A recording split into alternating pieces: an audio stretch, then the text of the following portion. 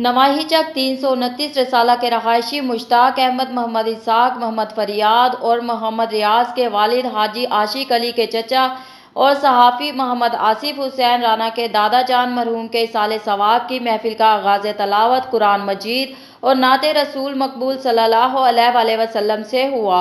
साहबजादा कारी मोहम्मद अहमद फयाज गोलवड़ी ने खिताब करते हुए कहा कि शरीयत मतहरा में अपने किसी भी नेक अमल का सवाब किसी कुव्वत शुदा या जिंदा मुसलमान को इसाल करना जायज़ और मुस्तहसन है।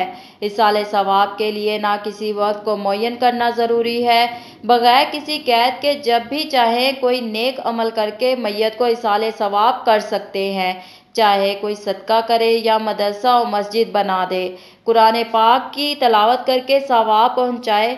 जैसे कि एक आदमी हजूर सल्लल्लाहु अलैहि वसल्लम के सामने पेश हुआ और कहा कि अगर मैं अपने मरहूम की तरफ से सदका दूं तो क्या वो इसे कोई नफ़ा देगा?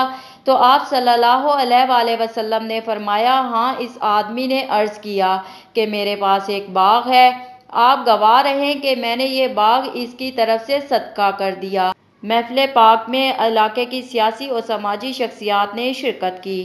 खबरों का सिलसिला जारी रहेगा। मिलते हैं एक छोटी सी ब्रेक के बाद।